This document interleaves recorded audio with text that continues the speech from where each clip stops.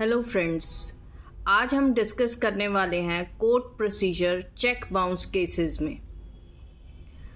जैसे कि पिछली वीडियो में मैंने बताया कि limitation to file complaint under section 138 is 1 month from the date of cause of action. तो लिमिटेशन के अंदर अंदर ही आपको कंप्लेंट अपनी ड्राफ्ट करके फाइल करनी होगी। ना कंप्लेंट सबसे पहला स्टेप होएगा आपका कि कंप्लेंट ड्राफ्टिंग का, और कंप्लेंट के साथ कौन से आप डॉक्यूमेंट्स अटैच करेंगे। सबसे पहले आप कंप्लेंट ड्राफ्ट करेंगे और उसके साथ एफिडेविट लगेगा, साथ में original check return memo issued by the bank, legal notice की कॉपी लगेगी और रिसीट लगेगी रजिस्टर्ड पोस्ट की। रजिस्टर्ड पोस्ट की रिसीट से ये प्रूव होता है कि आपने लीगल नोटिस सही एड्रेस पे भेजा है। एक्यूज का वही एड्रेस आप कंप्लेंट में मेंशन करेंगे। सेकंड स्टेप में आप कंप्लेंट फाइलिंग करेंगे। हर डिस्ट्रिक्ट कोर्ट में फाइलिंग काउंटर होता है, वहाँ पर जाके आप अपनी ये कंप्लेंट जो ड्राफ्ट करी है इसकी फाइलिंग काउंटर पे फाइल कर देंगे।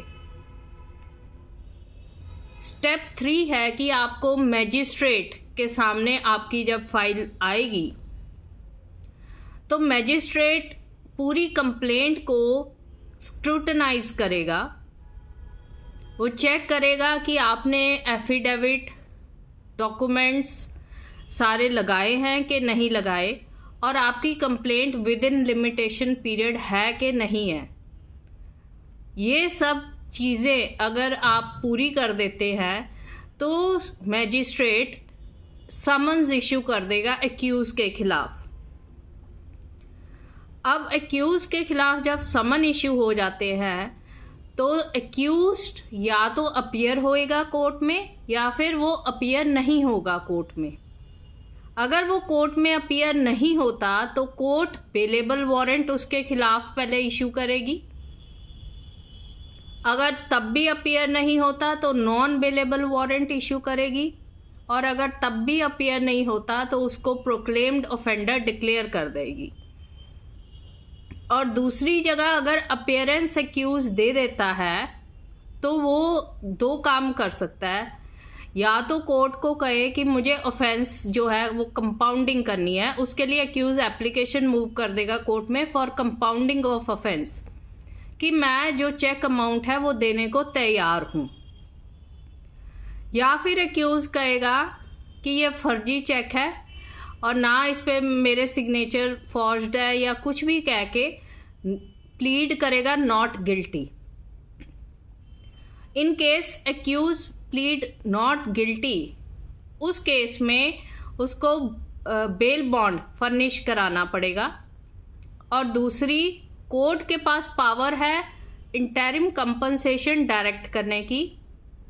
वो interim compensation 20% of the amount of cheque होगी, जो कि 60 days from date of order pay करनी होगी ये एक्यूज को।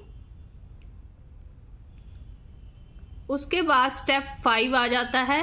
कंप्लेनेंट का एविडेंस होगा।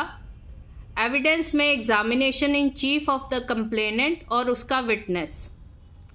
उसके बाद कंप्लेनेंट का क्रॉस एग्जामिनेशन होगा और उसके विटनेसेस का क्रॉस एग्जामिनेशन होगा।